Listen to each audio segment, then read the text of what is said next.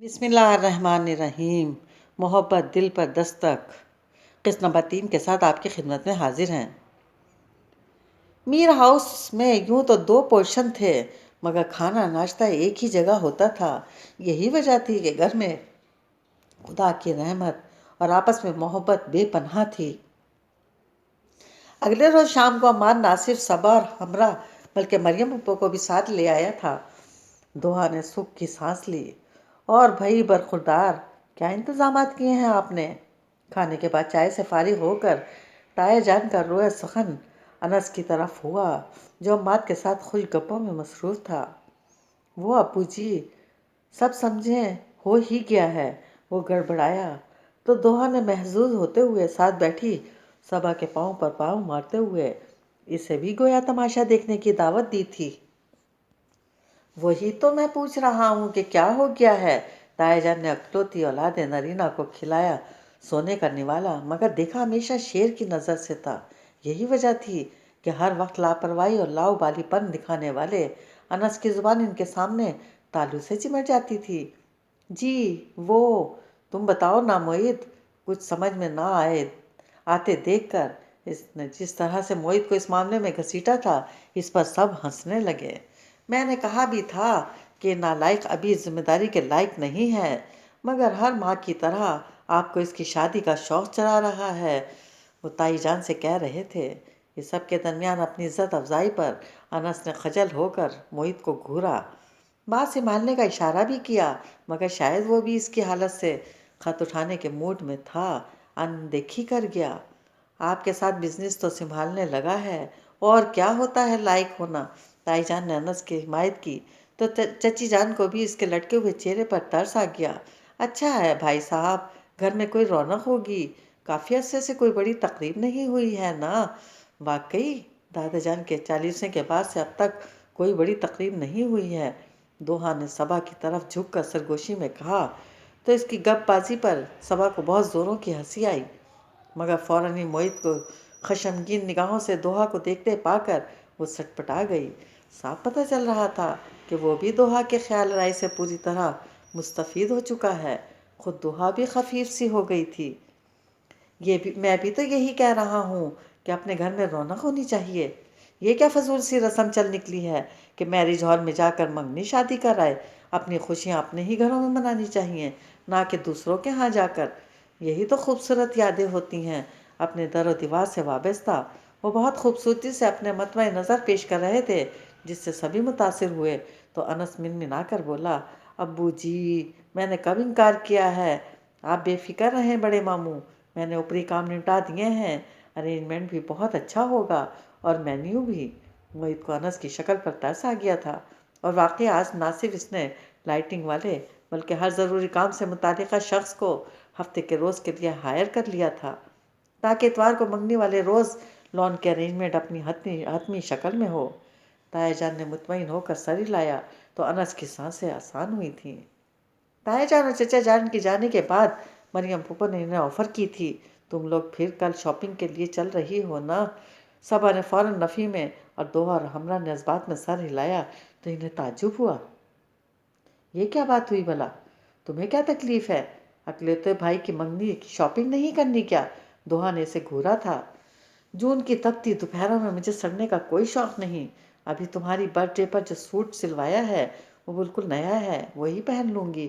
اس نے بیٹھے بیٹھے ہی پروگرام بنا لیا تھا۔ سبحان اللہ، یہ خیالات ہیں دولہا کی بہن کے۔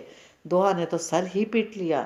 جس قدر وہ شاپنگ اور ہلے گلے کی شوقین تھی، صبا اسی قدر ان دلچسپیوں سے الرجک تھی۔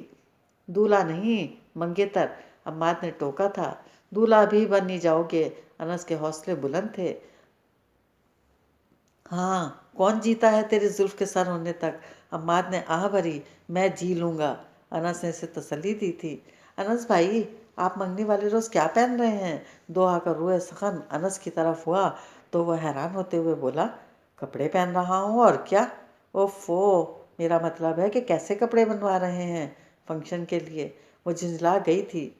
یہ سوچنے کے لیے ہم نے 2 عدد خادم رکھے ہوئے ہیں، انس نے شاہانہ انداز میں کہتے ہوئے موعد اور عماد کی طرف اشارہ کیا تھا۔ خادم نمبر 1، پہلے تم بتاؤ، تم نے ہماری ڈریسنگ کے لیے کیا سوچا ہے؟ اشارہ عماد کی طرف تھا جو پہلے ہی اس کے انداز پر تل ملا رہا تھا۔ سکون سے بولا، ویری یونیک سر، دھوتی کرتا، پیروں میں خصے، ایک ہاتھ میں حقہ۔ اب یہ آپ پر انحصار کرتا ہے کہ خصہ سادہ پسند کریں گے یا تلے والا۔ سب کے ہنسنے پر انس خفیف سا ہو کر عماد کو گھورنے لگا۔ پتہ نہیں یہ لوگ کب سنجیدہ ہوں گے۔ چچی جان سخت نا امید تھیں۔ سب سے معقول میں ہوں، ہمرا نے تفاخر سے کہا تو صبا نے اسے گھور کر دیکھا۔ جی ہاں، اگر منہ بند ہی رکھو تو۔ انس، اب تم تو سچ کچھ سمجھدار ہی ہو جاؤ، کہیں مجھے سسرال میں بھی شرمندہ نہ کروا دینا۔ تمہارے ابو تو پہلے ہی اس منگنی کو میری جلد بازی قرار دے رہے ہیں۔ تائی جان اس پہلی ذمہ داری سے کافی گھبرا رہی تھی۔ کم از کم اس منگنی کے لیے تو میں دل و جان سے سنجیدہ ہوں۔ امی حضور، آپ بسم اللہ کیجئے۔ بھرپور تسلی دی تو عماد نے برجستہ کہا، بالکل بڑی مامی، چھری عین گردن پر پھیریے گا۔ مریم پھپھو نے بیٹے کو گھورتے ہوئے تائی جان کو تسلی دی تھی، کوئی جلد بازی نہیں ہے بڑی بھابھی، یہی اصل عمر ہے شادی کی، بس دوسروں کو ہی مشورے دیتی رہیں گی، خود کے بیٹے کی عمر بیتی جا رہی ہے، اس کا کچھ خیال نہیں۔ عماد نے مستعصفانہ انداز میں کہا، ان سب کو ہنسی آ گئی۔ تمہاری شادی کا تو میں ابھی نام بھی نہیں لینے دوں والی، سخت غیر ذمہ دار قسم کے انسان ہو تم، اور مجھے کسی بیچاری کو بددعائیں سمیٹنے کا کوئی شوق نہیں۔ انہوں نے صفا چٹ انداز میں کہا تو منہ بسور کر بولا، کوئی ذمہ داری ڈالیں گی جب ہی تو یہ غیر ذمہ داری ختم ہوگی نا، اس کی اکٹھی ہی 4 کر دیں، زیادہ ذمہ داریاں ہوں گی تو ذمہ داری کا احساس بھی زیادہ ہوگا۔ انس کا مشورہ عماد کو بے حد پسند آیا، تبھی باقاعدہ کھڑے ہو کر اس سے ہاتھ ملایا گیا تھا۔ اس فیور کا بہت شکریہ، یہ لوگ صرف مسخرہ پن ہی دکھا سکتے ہیں اور کچھ نہیں آتا انہیں۔ تائی جان زچ ہو گئی تھی۔ ان دنوں انہیں انس کی غیر سنجیدگی بری طرح کھٹک رہی تھی، بالکل انجان لوگوں میں رشتہ طے ہو رہا تھا، اب کیا پتا کون کیسی طبیعت کا مالک ہو، اور ادھر سب ایک سے بڑھ کر ایک شگوفہ تھے، بنا سوچے سمجھے بولنے والے۔ حد تو یہ تھی کہ بولنے کے بعد بھی سوچنے کی زحمت نہیں کرتے تھے کہ کہا کیا ہے۔ ذرا اس کی شادی ہو لینے دو بڑی مامی، بالکل ٹھیک ہو جائے گا، موہت نے انہیں تسلی دی تھی، جس کا انس نے سختی سے نوٹس لیا۔ میرا بھی کچھ خیال کرو، میں بھی ٹھیک ہونا چاہتا ہوں۔ عماد کی دعائی نے سب کو مسکرانے پر مجبور کر دیا تھا۔ انس بھائی کی شادی والے روز آپ بھی اپنے لیے کوئی لڑکی پسند کر لیجئے گا، ہمراہ نے آئیڈیا پیش کیا۔ عماد نے توصیفی انداز میں اس کا شانہ تھپکا، مگر انس نے اسے آنکھیں دکھائی تھیں۔ ابھی تو یہ اس گھر کی پہلی خوشی ہے، خیر سے نمٹ جائے تو پھر باقی سب کا بھی جلد ہی کوئی بندوبست کریں گے، مریم پھپھو نے کہا تو عماد لقمہ دینا نہ بھولا، اگر یہ تجربہ کامیاب ہو گیا تو۔ مریم پھپھو کا جھاپڑ اس کے شانے پر پڑا تھا، یہاں کون سے میزائل تیار ہو رہے ہیں، بہو کو آنے دیں، وہ بھی تیار ہونے لگیں گے۔ وہ اپنا شانہ سہلاتا ان کی پہنچ سے دور کھسکا تھا۔ زبان دیکھو ذرا ان کی، مجال ہے جو موہت کا سایہ بھی پڑا ہو ان پر، وہ چڑ کر بولیں تو انس نے اف کیا، یہ صرف گھننا اور میسنا ہے، تم لوگوں کی بک بک سے تو اچھا ہے نا کبھی جو کسی کو کوئی شکایت کا موقع دیا ہو۔ وہ صاف دل سے کہہ رہی تھی۔ اپنا یاد جو ہوا، عماد نے اس کا شانہ تھپک کر اس قدر تفاخر سے کہا جیسے اس کی تمام خوبیاں اسی کی مرہون منت ہوں۔ مریم پھپھو تعصب سے اسے دیکھ کر رہ گئی تھی، پھر ان کو سمجھانا ابا سے جان سے مخاطب ہوئی، تم لوگ چلو، چل کے دیکھو کس چیز کی ضرورت ہے تاکہ ابھی لسٹ بنا لی جائے، نگین کے لیے بھی تو شاپنگ کرنی ہے۔ میدان خالی پاتے ہی انس نے عماد کا گھیراؤ کیا تھا، آج کل تم کن ہواؤں میں اڑ رہے ہو، میں نے تمہیں میک ڈونلڈ سے نکلتے دیکھا تھا۔ میک ڈونلڈ جانا جرائم میں کب سے شمار ہونے لگا۔ اس کے ہونٹوں پر ہلکی سی مسکراہٹ آ گئی تھی، جب سے تم نے پری وشوں کے ساتھ گھومنا شروع کیا ہے، موہت نے ٹکڑا لگا کر واضح کیا، تو صورتحال سے اچھی طرح واقف ہے، اب بتاؤ گے یا مریم پھپھو سے پوچھنا پڑے گا؟ انس واضح طور پر دھمکا رہا تھا۔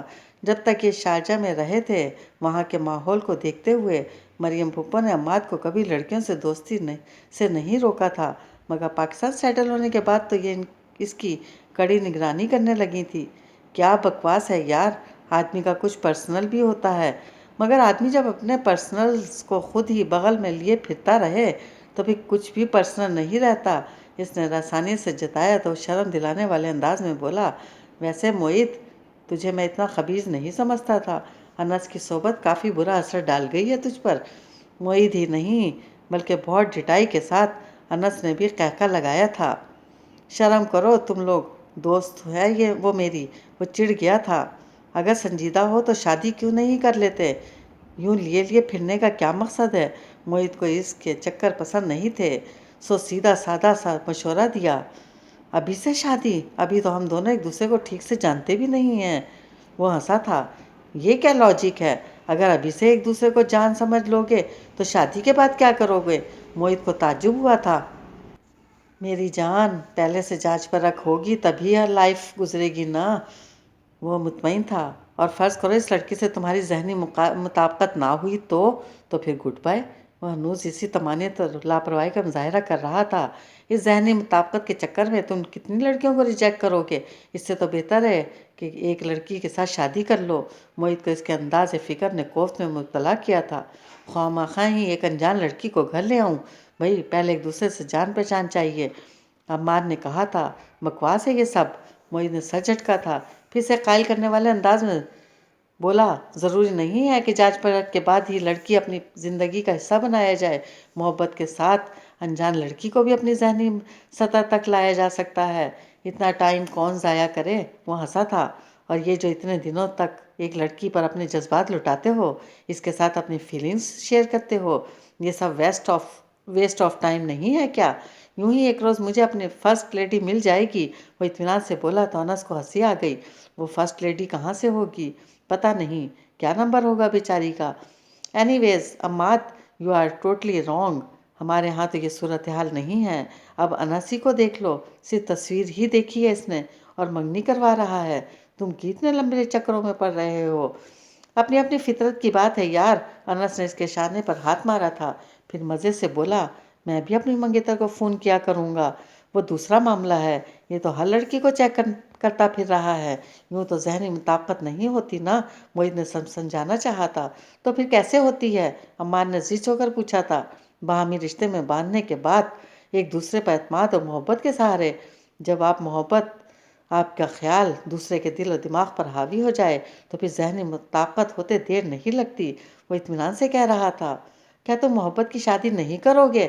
عمار نے پوچھا تو لہجہ بھر کے توقع کے بعد سنجیدگی سے بولا، محبت کی شادی چاہے نہ کروں، مگر جس سے شادی کروں گا اس سے محبت ضرور کروں گا، کیونکہ تمہارے پاس اور کوئی چوائس ہی نہیں ہوگی۔ یہ تو سراسر مجبوری کا سودا ہوا نا۔ وہ کہنے لگا، مجبوری کیوں؟ ایک دوسرے کے ساتھ رہ کر آہستہ آہستہ ایک دوسرے کی محبت میں گرفتار ہونا ہی پائیدار محبت کی بنیاد ہے۔ اور اگر تم دونوں میں ذہنی مطابقت نہ ہوئی تو؟ انس کو اس بحث میں لطف آ رہا تھا۔ کوہنی کے نیچے کشن رکھتے ہوئے دلچسپی سے معید کی طرف متوجہ ہوا تھا۔ تو اس نے گہری سانس اندر کھینچی تھی، پھر مسکرا دیا۔ لگن ہونی چاہیے، ارادے میں لگن ہونی چاہیے۔ ہر شے آپ کے قدموں میں ڈھیر ہو سکتی ہے، انسان تو پھر اثر پذیر مخلوق ہے۔ اس نے اپنے قالب میں ڈالنے کتنی دیر لگتی ہے؟ اچھی تھیوری ہے، مگر اس کے لیے صبر و برداشت چاہیے، جو کہ صرف تم ہی کر سکتے ہو۔ اب کی بار عمار نے بھی اسے سراہا تھا۔ تم اپنے افکار مت بدلنا۔ معید نے اسے گھورا تو بڑے انداز سے بولا، ہم تو آزاد فضاؤں کے پنچھی ہیں، ابھی کوئی ایسا پنجرہ ہی نہیں بنا جو ہمیں قید کر سکے۔ جس روز پھپھو کو بتا دیا نا، اس روز تمہارے سر پر کترنے کی بھی ضرورت نہیں پڑے گی، تمہارے پر کترنے کی ضرورت بھی نہیں پڑے گی، کیونکہ انہیں خود ہی جھٹ جانا ہے۔ انس کی دھمکی پر معید بھی ہنس دیا تھا۔ عماد ان دونوں کو گھور کر رہ گیا تھا۔